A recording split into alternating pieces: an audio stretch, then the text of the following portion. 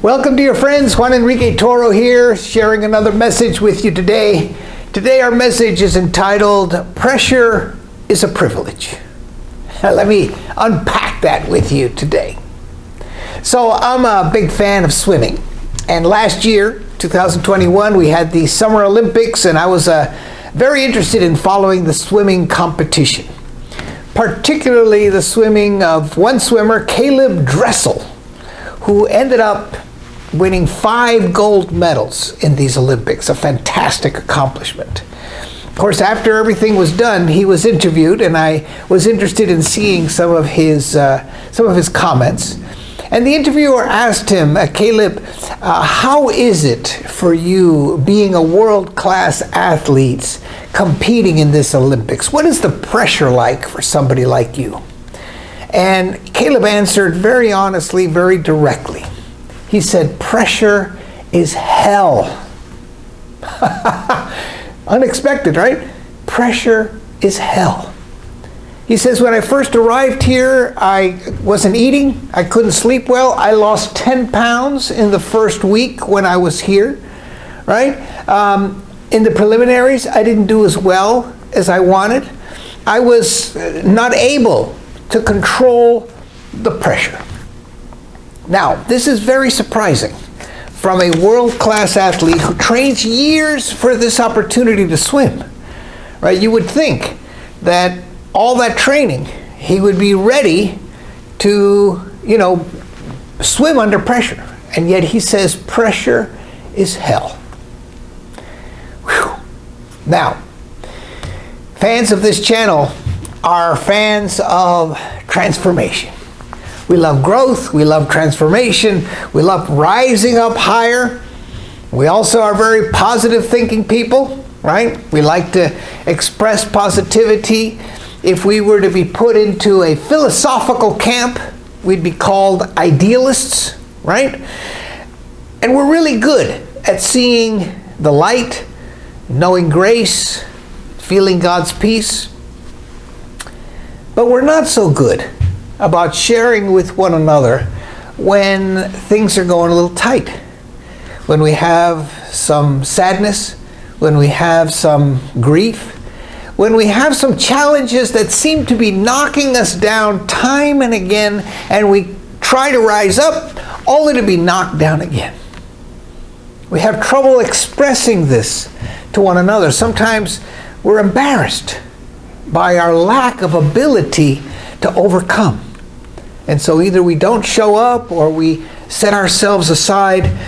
What happens to us when the going gets tough? So we're not so good about expressing and sometimes knowing the struggle.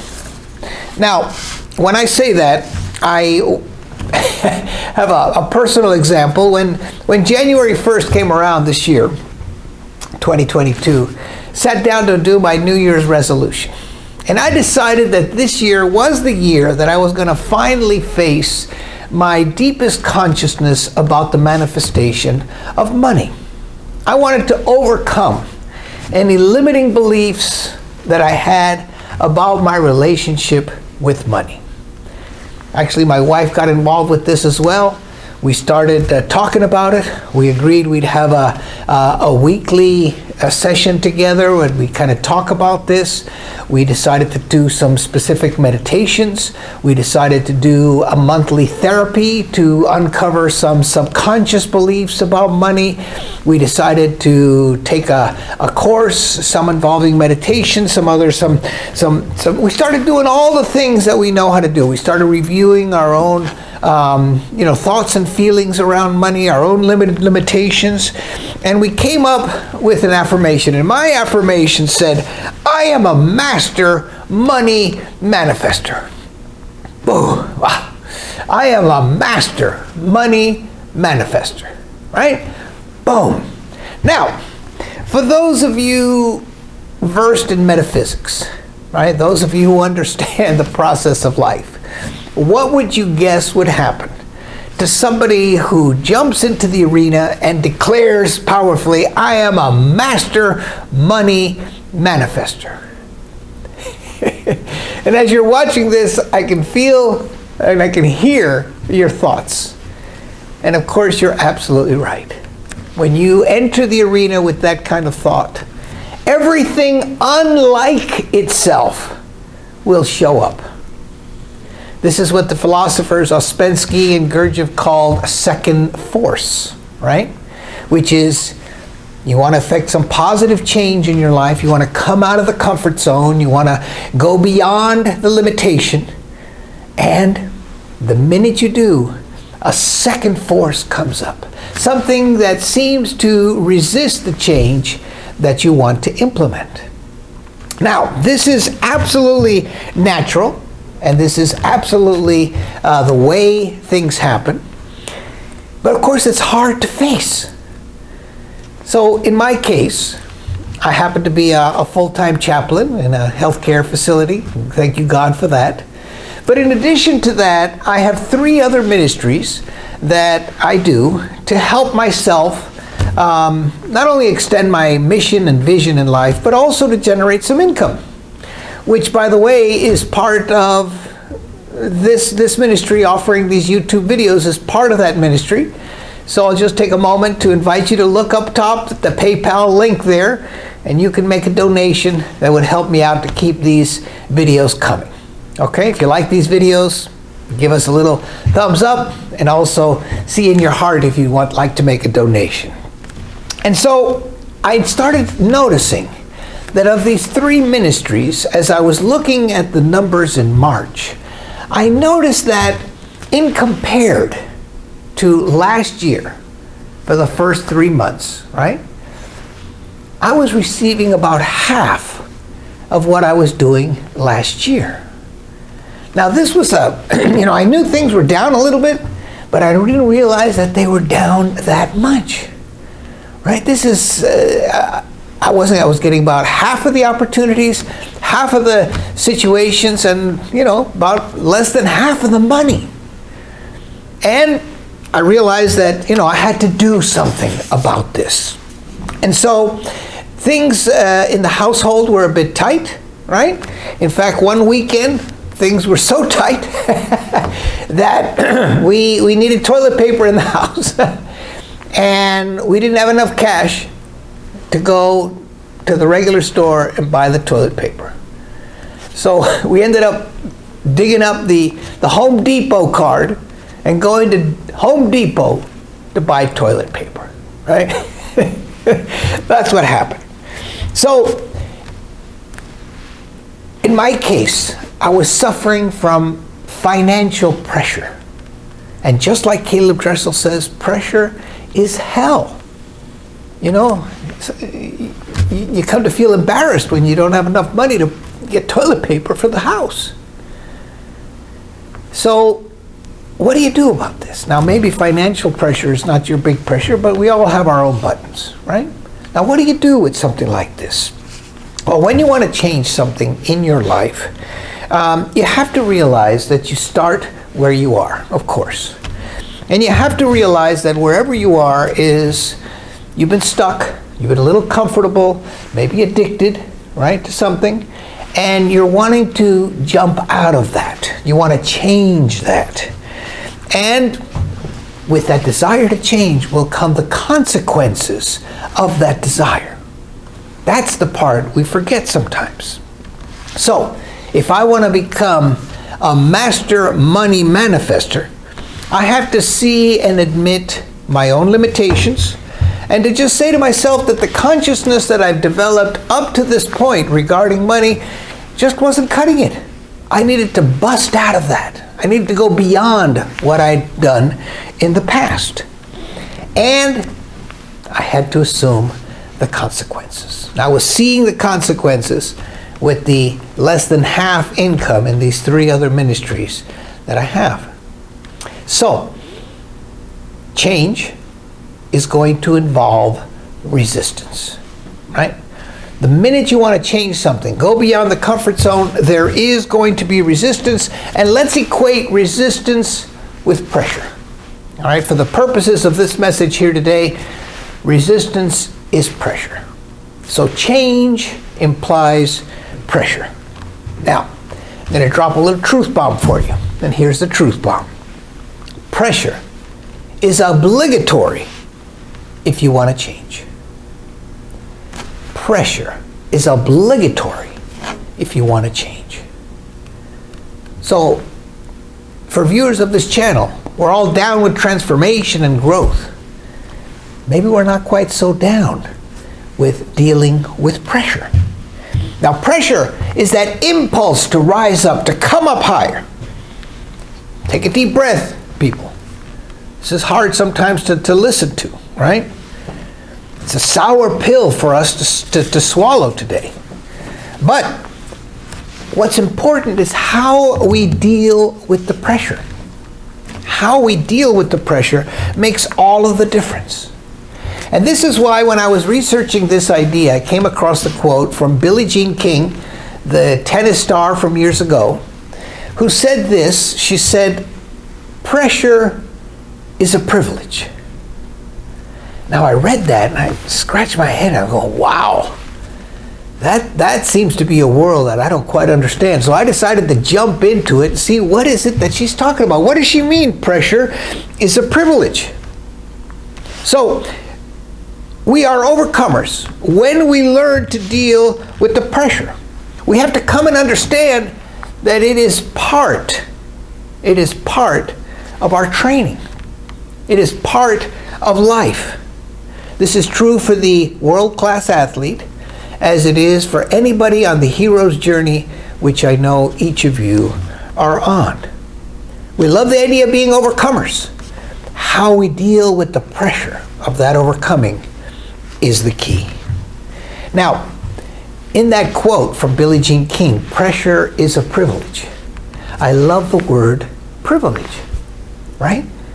Wow, it really caused me to scratch my head, because what is privilege? Well, it's an advantage. It's a special right. Sometimes it implies some kind of immunity, right, from something else. An advantage, a special right.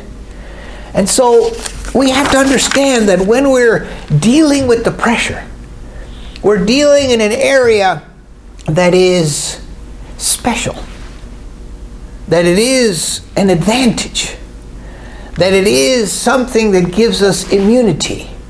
Immunity from what?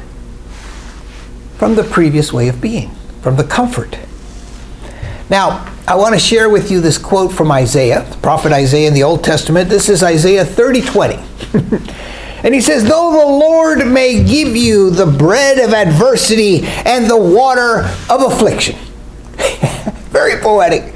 The bread of adversity and the water of affliction. The Lord is going to give you that. "Yet your teacher will not hide anymore, but your eyes shall see your teacher." Oof. So here Isaiah is saying that God is, in this case, not the comforter, not the healing, not the loving presence, but the teacher, who will give you the bread of adversity and the water of affliction. For what purpose? To teach you. To teach you that you are more than the situation you're seeking to overcome. Right? And Jesus said it maybe a little simpler. In the world you'll have tribulation.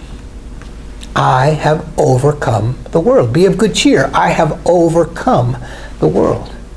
Let's change tribulation for pressure. In the world, you will have pressure. Be of good cheer.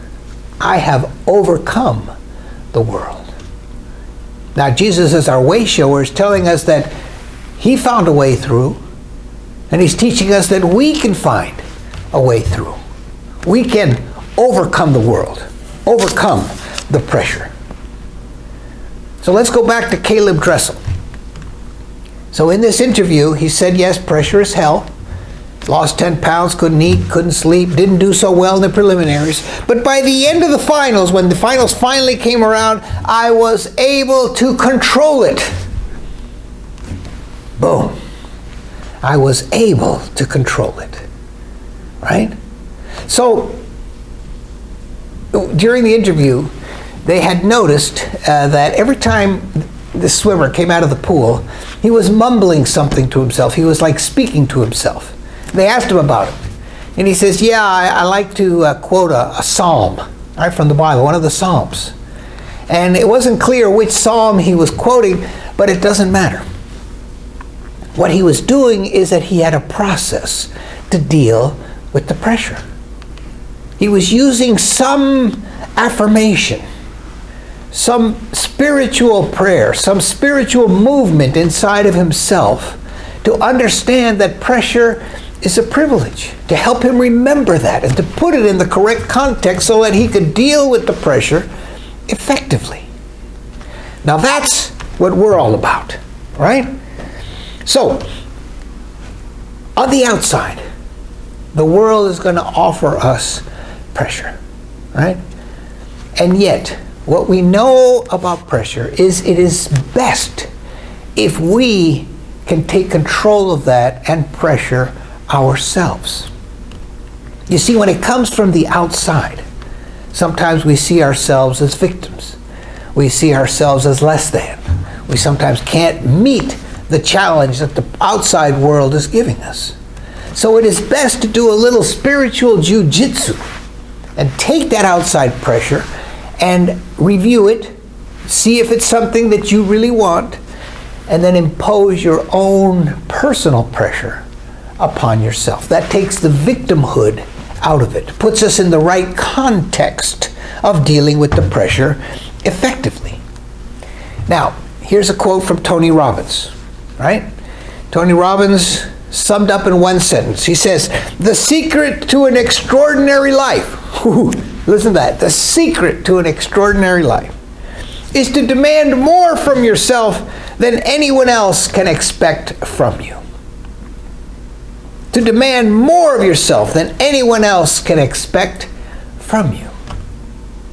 You see, he understands that we need to pressure ourselves. So, if you're in a job and your boss is asking more of you than what you've given in the past, you need to review the situation. Is this work that I've been challenged to do? Is this something that I enjoy doing? Is it something that I want to continue doing? Is my boss right? Could I actually do more? And if the answers are yes, and if it's in alignment with what you want, then you impose your own pressure. Don't let your boss put the pressure on you. You decide your own goals, your own ideas. Push yourself beyond your comfort zone, but you impose your own personal pleasure, your own personal pressure, because that external pressure leads to depression, victimhood, poor me, right? Self-demand we will eventually learn that these things can be a blessing. Right? If we impose it on ourselves, it can become a blessing for ourselves. I remember when I was in ministry in Costa Rica. There came a time in ministry when everything seemed to be going well, right? We had enough money, we had enough people, we had enough programs, we had enough employees, everything seemed to be going well, except that the minister was ho-hum, had lost some of the passion, right? In fact, it got so bad that I needed to take myself out of ministry, for a week to do a little retreat. And it was in that retreat that I read a poem. And the poem said something about you need to come to the edge. Right, that edge. And I realized that what I had done in ministry is I had created something very comfortable. Everything seemed to be going fine. There was no edge. There was no pressure, you see. And so things had become ho-hum. So it was in that retreat that I decided that I needed to create my own edge. And for me, in that case, what I decided to do was to, step up my speaking ability. I challenged myself with certain things so that I would come to that edge more and more frequently. So let's take a moment to check in with you. Do you have an edge in life? Is there something that you're pushing through? Your healing, your consciousness, whatever may be going on in your life, do you have an edge? Because if you don't have an edge, maybe you need to think about getting one, right? And if you do have an edge, Remember, it's not the edge that you take from the outside world, it's the edge that you impose on yourself that eventually becomes a blessing. Now, this does take work. There was this wonderful study in Germany where they wanted to study why it was that some violinists who had all shown early promise in their ability to play the violin, why some had become music teachers of violin, some had become sort of aficionados of the violin, but had never quite, they do a gig every once in a while, but never quite made it as a musician. And then there were those who actually joined the Philharmonic. And so they interviewed these, and they put them in those three different categories, right? The teachers, the middle range, and then the Philharmonic, which were the top violinists. And what was interesting was that they all agreed on the same thing. They said, we all need to practice. Practice is good. They all agreed on that. And they all agreed that practice is not fun, that it's boring, and that it's very difficult, you see. Oof, they all agreed on that. And they also agreed that the more practice, the better you get. Now that sounds obvious, right? But what that indicated is that if you wanted to improve, you needed to push through the boring, the difficulty, and the not fun. They discovered that by the time they were 18, the violinists who ended up being music teachers, and there's nothing wrong about being a violinist teacher, God bless you, good work, right? But of those, they had rehearsed or they had practiced about 3,000 hours by the time they were 18. The medium range violinists, about 5,000 hours. The Philharmonic violinists, by the time they were 18, had practiced 7,000 hours. In other words, more than twice what the teachers had done. So what they were doing is after their classes and after their rehearsals and after band and orchestra in their school, they were going home and practicing at least twice as much more. That's what it took for them to become a Philharmonic violinist. So, how? What do we do when we feel the pressure? What do we do when we feel that pressure, that resistance, that difficulty, that pain, that boredom, that difficulty? How do we overcome it, right? What do we do? Well, obviously it has something to do with our consciousness, right? Life is consciousness and consciousness is life. And of course, we begin exactly where we are. We realize that there's something in life that we want to come to the edge to, just like we were talking about a moment ago. There's something where we become a little bit too comfortable. And we're going to self-impose an edge for ourselves, a desire to grow, right? We need a change. And maybe you do like my wife and I did. Come up with an affirmation, you come up with a basic plan. I'm going to do this, I'm going to do my therapy, I'm going to do this, and I'm going to understand that the minute I set forth on this journey, boom, second force is going to be right in my face. It's going to be difficult. Everything unlike it is going to show up. The teacher, right, is going to show up with the affliction and the waters that are so turbulent, just like Isaiah said, right? There are challenges ahead. We need to understand that. And so we come and we observe ourselves. Where am I complaining? Where am I cutting myself off? Where am I constricting or conserving? Maybe the 3 C's of scarcity, of limited thinking, complaining, cutting off, conserving. And maybe it helps you to remember that pressure is a privilege. Because if you're self-imposing this on you, when you see the second force come up, you understand that that is a wall that is really an invitation for you to pass through the door into a new way of being, a transformed, changed, higher state of being. When I was in Costa Rica, I was part of a adult swim team, very competitive swim team. And we had, as part of our team, Claudia Paul, who is the only gold medal swimmer, the only gold medalist in the history of Costa Rica. And her coach, Frank, was our coach as well.